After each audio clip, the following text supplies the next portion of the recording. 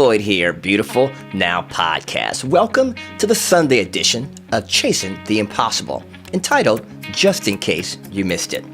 That's right, this is the segment where the impossible segments, because a lot of times people have said, hey, I didn't catch that one. I wish I would have been able to be home to see that particular episode. So now every Sunday at 5 p.m. Eastern, 2 p.m. Pacific, we get a chance to see it, just in case you missed it. Now, as always, all of our segments are brought to you by IK Multimedia. And if you love the content you see here, always hit us with a like. This lets me get the most updated content to you as soon as it's available. Now, today's replay is from one of the very early actual interviews that I did with a really great friend of mine who just happens to be a songwriter, a producer, a recording engineer, a YouTube influencer, and he's built an amazing business called The Recording Revolution that stemmed into a second business called The Graham Cochrane Show. This guy has done a little bit of everything and such a great, humble human being. So I can't wait for you to see this particular episode because it was one of my favorites and from a very good friend. So please sit back and relax and enjoy this replay of Graham Cochrane.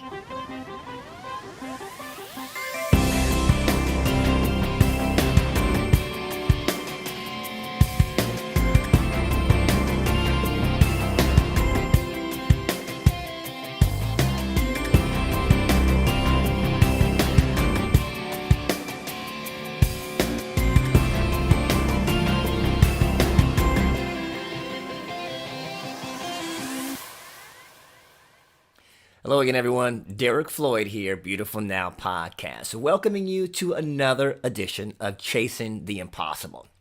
This is the segment where we interview ordinary people, just like you and I, that seem to accomplish almost impossible things, to share with you and encourage you that you can do it too. Today I have an incredible special guest. This happens to be a good friend of mine. He's a Christian, a father, a husband, an entrepreneur, and he started off in the music industry creating a blog, something called The Recording Revolution, that grew to over 250,000 subscribers.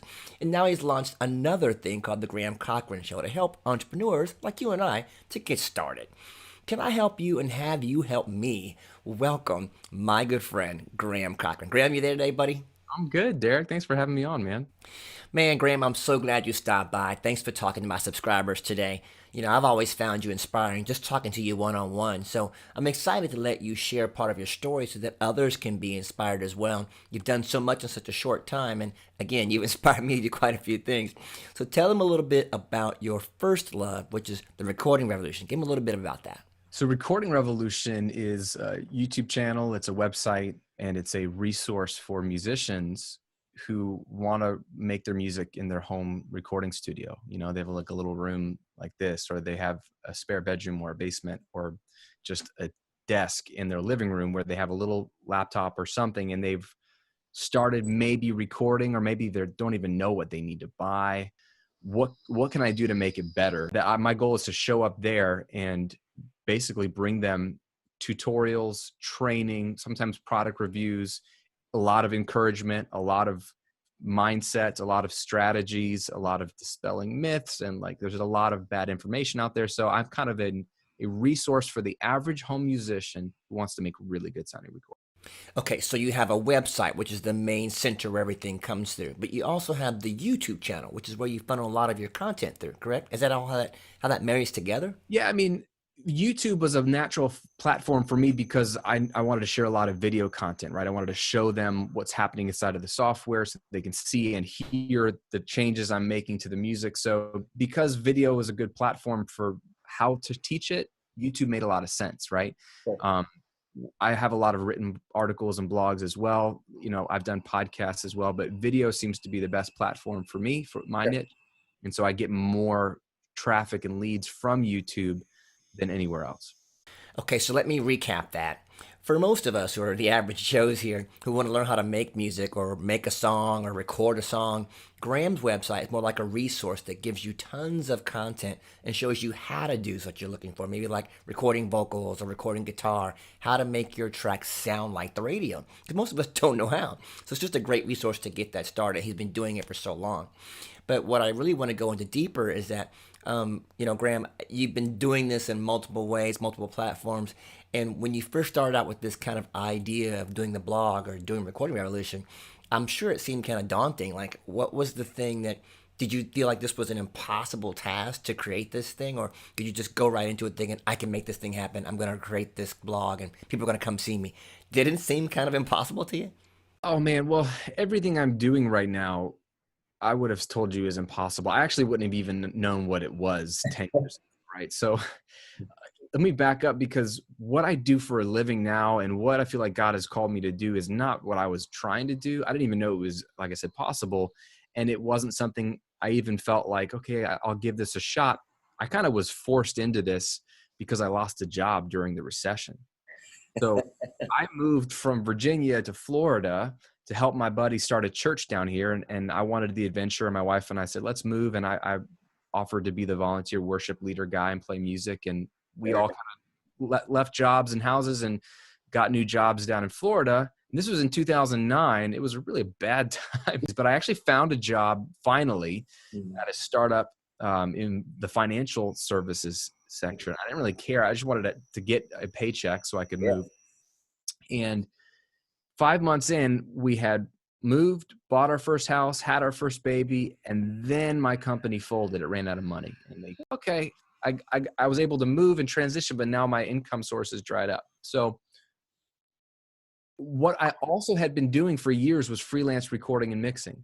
Okay. Ever since my freshman dorm room, I was getting paid to record and mix bands. And I've been a musician my whole life. So recording became an evolution of my musician passion. And I did both. I made my own music. I recorded other people's music, but it was always nights and weekends, extra money, right? It wasn't like we got to depend on this to pay the rent kind of thing. Yeah.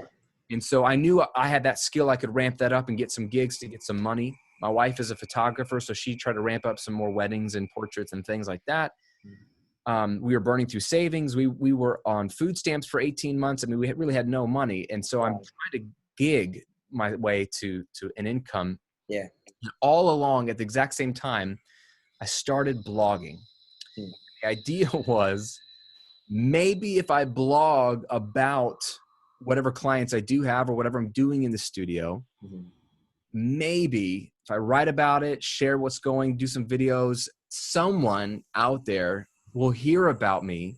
Wow. They certainly won't hear about me if I don't blog, because no one knows me. So if I blog, there'll be something out there. Maybe they'll find out what I'm doing, think it's cool, think I'm talented, like the music I'm making, reach out to me and say, hey, will you produce my record? Will you record my record? And I thought it might lead me to some more freelance work. Sure. But what God ended up doing is creating this movement where all of a sudden people were coming out of nowhere, finding my little blog, finding my little YouTube channel, and saying, oh, this is really helpful. Could you do a video on this? Or could you go more in depth on this? And so when I had time in between gigs, because I had no day job, I remember I lost my job. So when I was in between a project, or if I had a day where there was nothing to work on, I would shoot some videos for people and I would share it on Facebook. And I had no audience, no plan, no anything, but I kind of began this journey of, can I help people with this content? And is there a way to make money off of this? I had no idea. Is that possible? Wow. So what I do now for a living started in that sort of soup of uncertainty. Wow. That is a crazy story. What a beginning, right? And I want to stop and pause and remind people, we talk about this a lot here in Chasing the Impossible. Sometimes when God allows something to happen to us, like your job was gone and you were forced to make a change, you were pushed into a different direction. Sometimes those are transition points. Those are God moving us along into something different. And we got to be not afraid to let that go and be ready to try something new. And you were great because you said, hey, I got to do something. I got to make money. I got to feed my family. And you said, well, I got on food stamps, which was amazing. You said, hey, I can do what I got to do to get my family fed. But that you took what you knew and you said, God, this is all I've got. Well, can you help me get something going with this?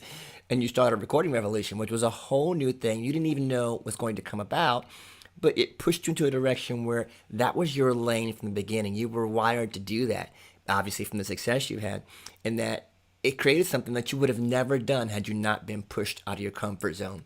So if you're going through something out there, guys, and it feels like you're being pushed out or something's changing, don't look at it so negative. It could be a positive pushing you in the direction like Graham. Right, Graham? Yeah, what I did see was that the content was really resonating with people. You know, like put something out, you know, there's people that are going to say nice things like your mom and your support me no matter what. But when I saw random strangers that would find a video, and they would say, "Oh man, this is probably the most helpful video I've seen on this topic," or "I like the way you explain that," or "I finally understand this concept because of the way you taught it. Mhm. Could you do more?" It really was like, I had a conversation with my wife. I was like, I don't know what I'm doing. Uh, all I want is stability and a paycheck, Mhm.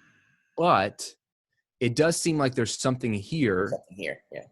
I don't know what to do with it, but should I keep following it? Because I was really insecure. And I try to be honest with people. Like I didn't like get this idea. And even though I lost my job, thought, well, now's my chance to start a business. I didn't want a business. Yeah. I like stability. Like I said, I'm a big fan of being able to predict what my money's going to be. So I wasn't trying to make something work. I wasn't trying to go for my dreams or work from home. Like I was willing to do whatever. Right. But my wife was a big supporter. She said, "No, I see what you're seeing. Right. I don't know how you monetize it either. And even if you did, I don't know how it'd ever be enough money to support us. But maybe it's a piece of the puzzle. You'll keep getting some gigs. I'll Mhm. keep gigs, and maybe this little YouTube channel or website will turn into something Sure. that maybe it all work together." And so I wrestled and again, like I'm on food stamps, which is, I only say that because that was something my wife requested we apply for, because we really had no income coming, because it was one thing to the next. Once I burned through my savings, there was nothing. Sure. And I turned her down. I said, "No, I'm not going to take a handout." Right. Wow. I was like, it was more of like, I felt like I would, even if nobody knew, I would know. And I would feel like a failure. I would feel like I have a college degree. These are all very prideful thoughts, by the way. Babe, but we really need the help. And we had a friend who they were on food stamps, and the amount of money was really helpful. And she finally begged me to do it. And I finally applied, and we unfortunately qualified, but unfortunately it was a huge blessing and a huge help. There was 18 months of that where I felt like I was working hard, but didn't know how to make money for my family. And I was embarrassed. Mhm. I was going every holiday, man, like every time I'd get together with people, my family members knew that I lost my job. And then they kept asking me, "So what are you doing? Did you get another job?" Right.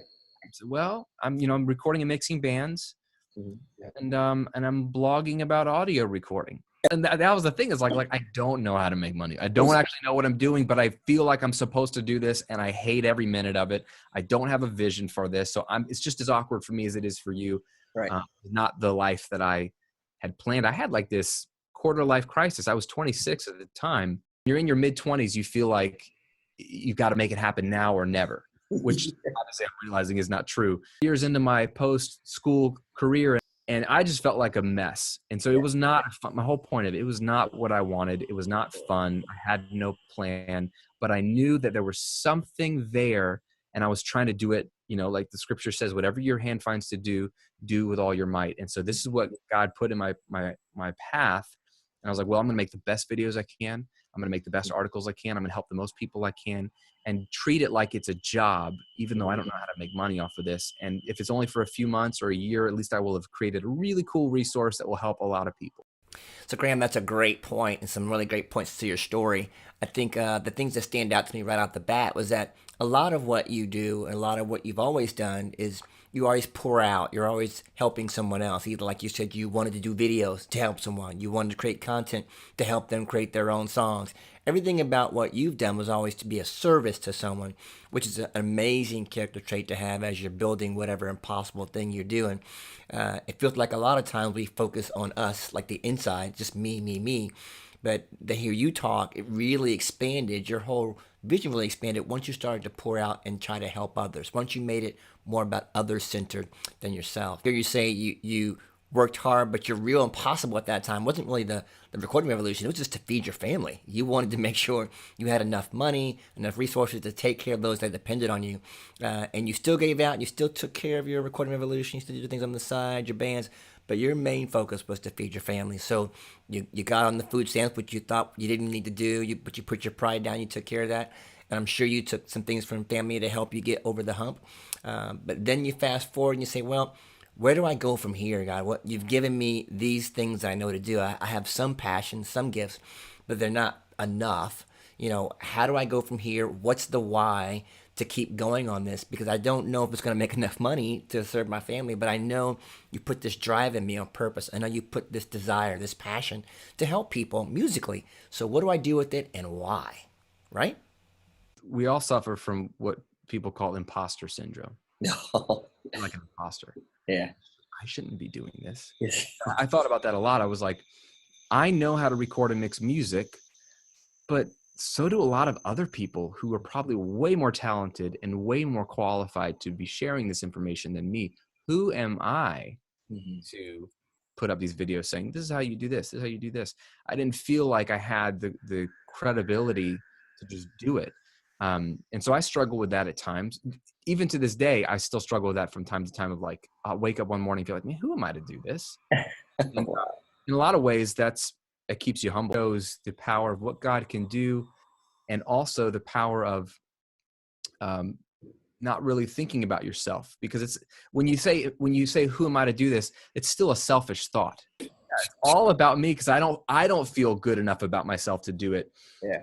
And really, if like you said, if you wanted, I think if you look at anyone who's had success, however you define it, but has had some notoriety or been able to achieve something that's people are writing about or impacted in a huge way, they generally do it by focusing on other people. Mhm. You know, like they're not out there focusing on themselves. And so what you're good at, what you're passionate about, and what people need, right? And Yeah. serve that out of the people around you as best you can. You'll be successful in all the ways that you can describe the word. And Yeah. I remember thinking, who am I? Who am I? Who am I? And every time I think, who am I? That's one less opportunity to think about who can I help? Who can I help? Who can I help? And So is this good. stuff helping them? If it's not helping them, if everyone's like, dude, this is awful, then there's no point to do it. But if it's helping somebody Yeah. in some way, then that's all that matters, right? That's right. That's right. Now let's take a look and see where we are. Let's fast forward a couple years to where Recording Revolution is actually moving. You've got some momentum going, and you're looking up and going, "Wow, this is actually generating some revenue here."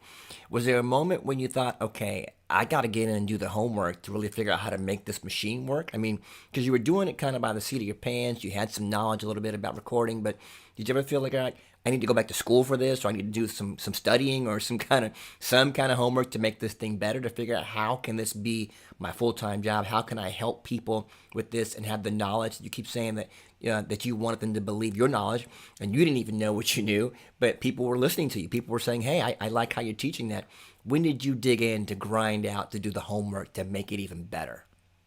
So it happened in like, I would say 3 phases. The first phase was actually really early on when I was looking for ways to monetize it or make money off of this thing to just justify my time beyond the first 6 months that I just put in for free. Um, and I put together a video course. Basically, I shot 3 or 4 hours of video explaining how to use this one piece of software that's kind of like the Photoshop of the music industry, right? And so it was this longer training, and at a time in YouTube land, I wasn't able to upload videos longer than 10 or 15 minutes. Mhm. So if I wanted to share this whole training, it would have been like 50 or 60 videos. And I thought, you know what, this is really good stuff. I've taken the time. Maybe instead of making it a video series that I upload for free, how about I keep all the free stuff, but then I sell this. Maybe put it up on my server. I create a PayPal button. I email out whoever's on my list and say, hey, I've got this amazing training. Here's how much it costs. Check it out and see if somebody buys it. And I remember the day I got my first sale. I think all I made was $45 at the time. I think it was a $45 sale. And I remember like, oh my gosh, like this money came in from a stranger that I don't know. Can I sell more of these? Like if more people bought it, Sure. unlimited potential, right? So that was like my moment of, okay, I figured out how this worked. People found me through the free videos. And then those who are really excited joined my email list and heard more information about me. And those people I let know about my paid course. Mhm. Can I replicate this? And so that began a 2-year, 3-year journey of making more courses, trying to get more people to hear about me, and finding out what else could I teach, what else could I share that people would pay for. And that took about 2 years to really land on a couple of courses that became big hits for me. I probably had 3 or 4 courses that were okay. And then my fifth and sixth ones became, to this day, my best sellers. Mhm. And that was about 2 years in. When I hit that 2-year mark, that was when revenue started to pick up from just a few $100 there, a few $1,000s there to, I think by the end of my second year, I reached my all-time goal of making $60,000 Wow. a year off of this little blog. And I hit that in 2 years. And that we obviously didn't qualify for food stamps anymore. I saw money coming in, and I was like, dude, this could be a full, not even a part-time income. And so I viewed it as my most important work because the potential was bigger, I thought, than even the freelance work, but it's always in between gigs. Right. So I probably was spending at least 20 hours a week on it, Sure. all the while I told someone last week on a podcast, but I always have taken Fridays off.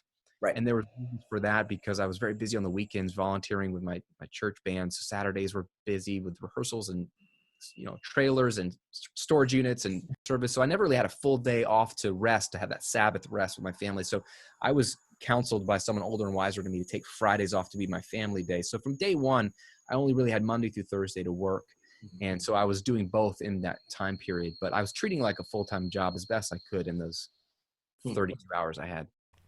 Okay, so as I listen back, I feel like as I hear it, to me, it felt like you doing the homework was looking at how the business was running and saying, okay, how can I improve? How can I get more revenue from what's happening? Because you're starting to see some things move, starting to see the momentum happening. So I'm sure you did some research with marketing people and how to get people on your email list, how to be seen on search engines and stuff like that. So you had to do some work to be able to really grind out and how to make this chasing the impossible actually happen. And as it started to happen, I'm sure you're going, well, man, this actually can make a difference for us. This can be revenue. This can be a dream that you've been chasing for a while to actually be in the industry and make a living at it. But what I tell people a lot is that as they're going through their impossible task, that there's an arc that somewhere all that work, you're going to hit a wall. You're going to have to fall. Something's going to happen where nothing's perfect. And I think that's when we really figure out who we're made, what we're made of, and that wall, that challenge, that fall is part of the process. It's part of building up and becoming better, and that you learn so much more from the fall. You learn a lot from when you don't make it perfect. You learn a lot when you make mistakes because you have to learn how to correct them. And there's so much wisdom in the fall from time to time. So when I think about that with you, was there a time when things didn't work and you had to go, let me retrace or let me learn from what's happening here so that I can do better and push forward for your family? I had nothing but success for, 6 years straight. I mean, it was just insane. It was a really sweet story because I just got to celebrate win after win after win. And then, after year 4, I really found some great resources. And I was like, oh, great. I can go back to school again, in a sense, and learn this marketing thing and learn content and learn all the things that I'm already doing, but learn how real good guys do it and study them. And so I really skyrocketed by implementing their expertise and their wisdom into what I was doing. But then I think it was 2016. So this is like 7 years into this roller coaster climb up. I hit, like you said, like a wall, and it started to dip down where things started to fall apart outside of my realm of understanding and out of my control. And I was like, I'm doing all the right things. I'm doing everything I did before. Why isn't this working? Why is this going backwards? I started to panic. A lot of things were revealed in that year of, okay, wow, Graham, your identity is pretty wrapped up in this thing, because all business, from any historical look at any kind of business, they have ups and downs. So very rarely does a business always go up. And Graham, your experience has been up. So you're hitting your first plateau or down, and you're freaking out, which means that if your business goes down, you feel like you're going down, which is an identity crisis. And that was a big wake up call to, okay, there's got to be a difference between being passionate about what you're doing and being innovative and putting yourself fully into it to do it well, and it being your identity where you need to do well so that you are doing well. And that was very much exposed. So that was a painful year of learning that, wrestling with God about like, but God, you built this thing. Like, aren't you always going to just blow it up? And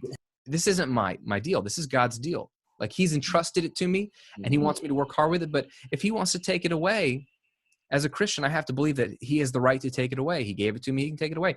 Yeah. Am I okay with mentally the possibility of it just declining, had some fun with my family, was able to do a lot of good, and then it goes away. Are you okay with that? And it took me like 9 months. I remember being on a trip with my family in Colorado, and we rented this house that was off the grid, like solar power, wind power, no cell phone service, no internet. And it was a great experience because, you really got close to your family and you're just out in nature. And Sure. I remember one day just sitting outside, like looking at nothing, having nothing to do, and saying like, I think I would be okay with it all sort of coming down. I've separated my identity from it. I can still be used by God in other ways. And it was a really cool run. I'm okay with that, Lord. And I finally actually believed that. Mm. The crazy thing was that fall of 2016 was the fall that then things started to ramp up. God sent me some strategic people, some strategic ideas, some strategic vision. And that began this next chapter that I'm in the middle of, which is like growth chapter. And it's like, I thought I'd maxed out all my capacity, all my ideas, Right. that was possible. And it was like God needed to take me to a place of realizing it's not about you, bro. And if Mm-hmm. this falls apart, you're still okay. But he wasn't done with it, which I thought he was. He just wanted me to get to a place of being okay with it. Wow. Wow. I really love that story, man. And it opens up a couple of things in my mind right away that, like I hear you talk about in the beginning, it was all about you. You were still the creative source behind this amazing website and this amazing reference, so this amazing resource. So at one point you're going, well, why isn't this working anymore? I'm still doing what you told me to do, God. I'm following all the instructions. I'm doing the same things I was working before. It was successful. Why is it taking a dip? Why is it declining? And you had to realize, okay, if this does decline, if this isn't it, and I lose all of this, am I still okay? Man, that's a tough one. A lot of us go through every day, I'm sure, even myself, as I look around and see all the blessings that I have and the job I have, which I love, and doing what I do here, chasing the impossible and beautiful now. If it was all gone, would I be okay with it? Would I be settled? Would I be peaceful? Would I be content? And that's a question we all have to ask ourselves from time to time, especially when God wants us to be just more dependent on Him and not ourselves. I think you were pulled into a place where you had to go, well, God, if this is all gone, I still have you and I'm okay. And it took you a minute to feel okay with it, but you did reach that point, and it humbled you again to realize even all the things you do right, everything can be perfect, everything can be in line. Something can happen that can pull things out of your control. And you have to be able to have your real faith, your real dependence, your real strength. And God, of course, first. He's your main source, the only real source you have. Because He's the one who gave it to you to begin with. He gave you that website. He gave you the resources, the knowledge. And if He gives it, He can take it away. But even if He were to take it away, you'd have to have the faith that He brings something better, or that He's doing something specific in your life for a purpose. Scripture that talks about that everything happens for a reason. Every good and perfect gift comes from God, and that it all happens for you for a purpose. It's tough to walk that out sometimes, to know that He's doing everything for your good. That's a tough one. But when you can really step back and maybe zoom out a little bit to see the entire picture, you can see how the ups and downs you went through that really helps you form who you are now have made the business even more successful than it would have been before. So I know you learned a hard lesson out there when it started to dip, but I'm glad that you did. Tell a bit more about the story and where it goes up from here. Finish off when you came back from Colorado and the business started to take off again, and there was more to learn, even though you thought you knew it all. The moment I'm seeing some success, like I think 2015 was like this banner year for me for a lot of reasons. Revenue was as high as it had ever been. I was getting a lot of publicity in the press, whether it was Business Insider or Yahoo doing features on me, or Right. interviews on some of my heroes' shows, and I was getting a lot of exposure outside of even the audio space as like a lot of success stories.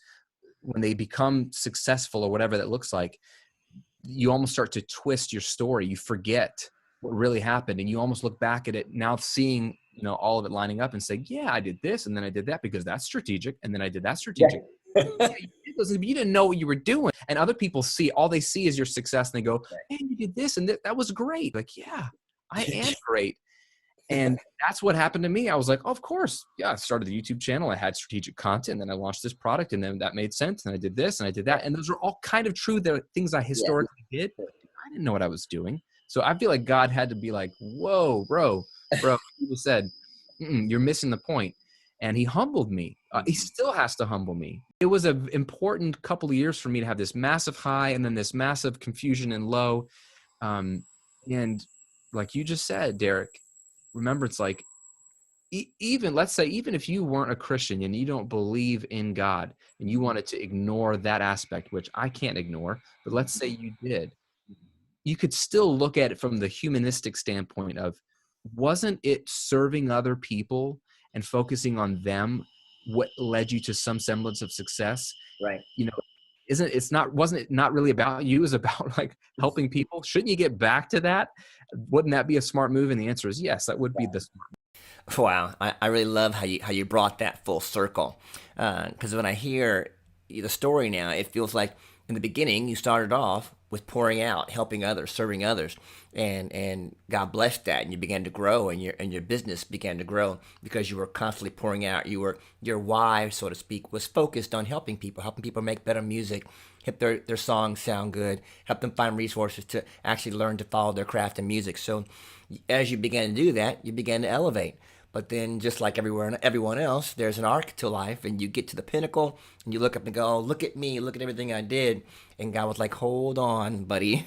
I gave you that success," and He had to humble you a little bit to make you remember, okay, it wasn't always about you. Yes, you've made these things happen, but you didn't do it by yourself, and it started to churn in you that maybe this was God all along, and that even if I don't have this anymore, I can still be a giver. I had to go back to what started this whole thing to begin with, was just this giving to people and refocusing. Yeah, absolutely. It's the separating your identity from your accomplishment and your achievement, which is really hard for all of humanity, especially though in the West where we live, right? Where our culture elevates achievement and accomplishment, and achieving and accomplishing isn't a bad thing. So it's very easy to get sucked into it, but we so closely tie our identity to it, as opposed to who are you apart from your achievements and accomplishments? That's a scary thought sometimes. Like, Mm-hmm. who are you? And if you don't know who you are apart from that, then you're going to be on a roller coaster ride. And when things are good, then you'll forget about this question. Who cares about, I'm great.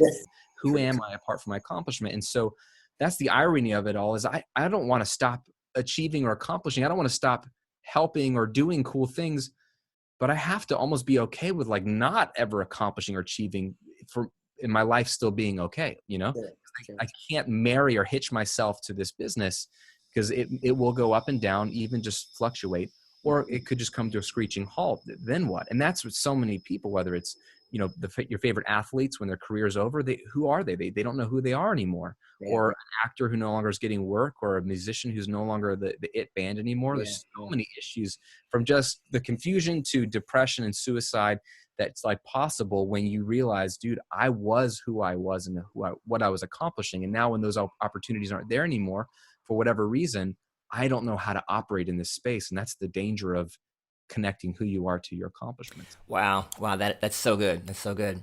Especially a part about separating yourself from your accomplishments. That's one I got to continue to work on in my brain as well. I think where I want to start to close this up for our subscribers, and bring up the point that you took some time away, about 6 weeks off for vacation, which no one takes 6 weeks, man. What are you, crazy? But that's a blessing and gifting all by itself. But you took some time off to kind of rethink, and you bottled all this great knowledge into a new platform, a new website, a new resource called the Cochrane Show. And that is where you teach people how to be entrepreneurs, how to follow what they're doing, not just the music side of things, but you actually show them all the stuff you've learned. You've kind of put it in a package, so to speak, to share that knowledge. Once again, being the one giving out, pouring out, helping others do what you do, helping others accomplish what they want to do, whether it be business or in life, because a lot of your lessons were life lessons as well. Tell them a little bit about the Cochrane Show. Well, as I've been able to achieve some level of success, and some people have noticed, like, oh, this is a business he's running. This is strategic. This is cool. Over the last 4 or 5 years, I've been sort of off the grid coaching and helping people. It started with like my family members, like some of my brothers-in-law were like, hey man, how do I start an online business like you? One of them's a motorcycle mechanic and he's got an online business. One of them's in fitness and he's got his online business. They're both making money online, taking what they know and what they're good at and turning it into a business. So I was helping like my family members, then friends, and then even people in my space, helping them with their, like my competitors, right? I don't believe in competition. I believe in friendship and collaboration. Sure. And I helped some of them grow their businesses a bit more, to even people who would read an article about me and hit me up randomly and be like, look, I've got a business. Would you be willing to sit down and help me monetize the online space? And so I was doing that and really enjoying that as much as I enjoy music. And I've loved over the years learning new passions. And this became one of them, helping people understand the mechanics of business, like how do you physically do it tactically, strategically, but also the mindsets of business and how do you set your life up so that it all works. And so I felt very clearly a desire and a calling from God to create a new resource to publicly do a lot of this.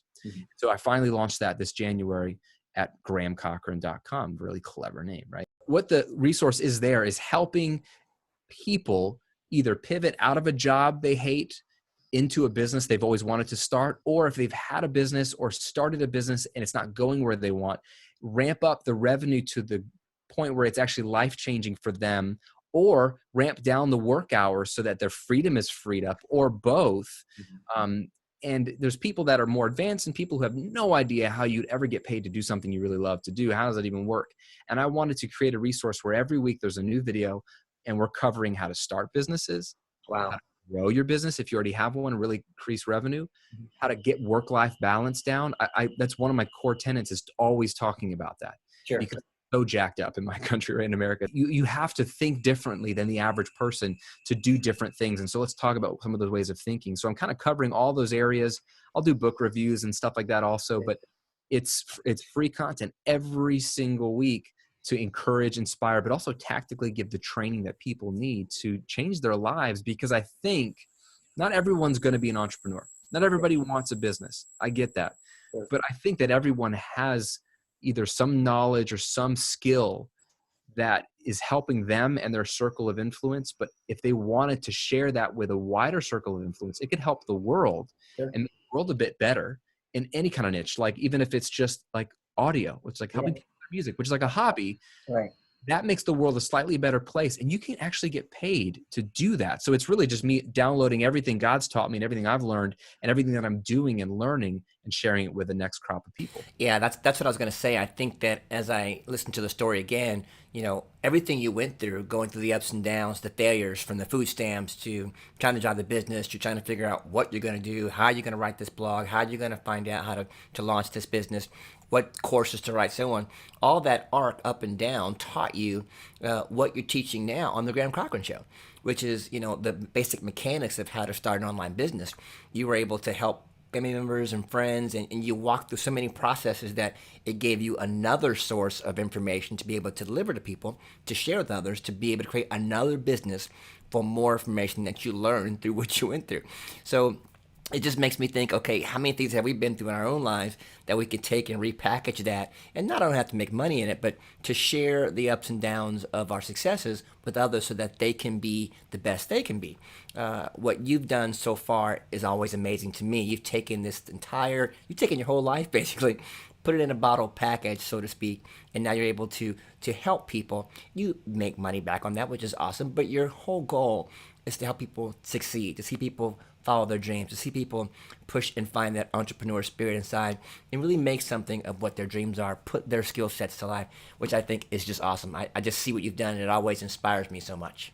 Now, the other thing I really wanted to make sure I remind everyone is that your original purpose or task, so to speak, was to teach people how to record music on a budget. Like if you didn't have anything but like $300, could you make an actual track? Could you make an actual song and record it at home? And your whole premise in the beginning was to teach people how to do it with little money. And you did that. And it was that by itself was impossible. Like who would know how to record music at home and actually have a real great sounding track funded $300 or $400? That was an impossible task. And you show people how to do that. So you've taken that impossibility, and across the world, people now know you can do it on a budget, which again is just so amazing. But what I really think at the end of the day is that you, and just like here at Chasing the Impossible, what you talk about is that whatever you're going through, whatever you're trying to accomplish, it is possible. Nothing's ever really impossible. It may take you longer. You may have to work a little harder. You may have to grind it out. You may have to go a different road to get there. But at the end of the day, God shows us that nothing's ever impossible with him, number one. He makes all things possible. But that if you really want this thing, if you go after it, you can find a way, and there's always a way to make that thing happen. So we really want to encourage people out there, whatever your dream is, Don't throw it away. Don't toss it, and just because it hasn't happened yet. Everything is possible. It may take a little longer, a little harder, but it's possible. We believe it is. We want you to believe it is too, and that's what we do here, Chasing the Impossible. Is try to encourage you to follow that space within reason, of course, to make sure you're not taking care of your family or anything, but making sure you're doing what you can to make that thing possible. We believe in you, so we hope you believe in you too. As we close out, I want to make sure that you guys can reach out to Graham because, of course, he's a great resource for so many different things. And if you want to be able to ask questions or be able to maybe get into the Graham Cochrane show or get into one of his classes, Graham, can you tell them how to contact you from this point out? How do they get a hold of you from here? Yeah, the two best ways would be go to grahamcochrane.com and you can email me right there through the site if you want to contact me directly, or follow me on Instagram at the Graham Cochrane. Graham, I'm more active there, sharing stuff that's happening on the blog at grahamcochrane.com or just stuff with the family. But yeah, that would be the best way to reach out to me and connect with me there. And if you're watching this and you are interested in the business stuff or sharing content, that kind of stuff, and you have like questions, like I need ideas constantly for future videos or at the beginning, even what kind of questions they have. And I think I know, but it's fascinating to hear where people are like, well, I'm stuck on this. Sure. What about this? So Sure. you can help direct content. Just let me know and I'll consider making a video. And so, yeah, if you're into music making, that's where it's happening. I've got new content every single week and tons of free resources. I mean, the resources that are free, I mean, sure, you could grab the paid stuff, but the free resources. Yeah, I got to tell you, Graham, your free resources are even amazing. All of your videos on your channels are just really well done. And I like to look at them. I go back, and I'm even in the industry, and I know how to make my own music, but I look at your videos and learn something every single time. I think most importantly that they're still relevant. Like you've created content in that sphere that you can watch for forever. The principles and things you're teaching there don't change. You've created great systems and great quality content that's still relevant. So if you're making music or need to make music on a budget, or you want to learn how to craft music yourself or make your own songs, I suggest going to youtube.com, Recording Revolution, checking it out, or going to grahamcochrane.com. These are some great resources, and there's lots of great free content. I know the paid stuff is the bomb, but the free stuff is just as amazing, which is rare when you get something of value that's free. So I challenge you guys to take a look at that content, see what you find. I know you'll find some hidden gems like I always do, and I watch them quite a bit. So, man, Graham, thanks for stopping by and talking to us. As always, you've been a pleasure. You've been a great friend of mine for a long time, and I hope the subscribers out there really got a lot from your story. I know I did. And for all of you that like to see the Chasing the Impossible series, keep looking for us here every Friday at 8 p.m. Eastern, 5 p.m. Pacific time, where we have other guests and artists that are talking about how they've created their impossible task and how they made it come true. We hope you've enjoyed this today. Be careful out there, guys. Please be safe. Wash your hands. Take care of yourselves, and we'll see you next time. Chasing the Impossible. Take care, guys. Have a great one.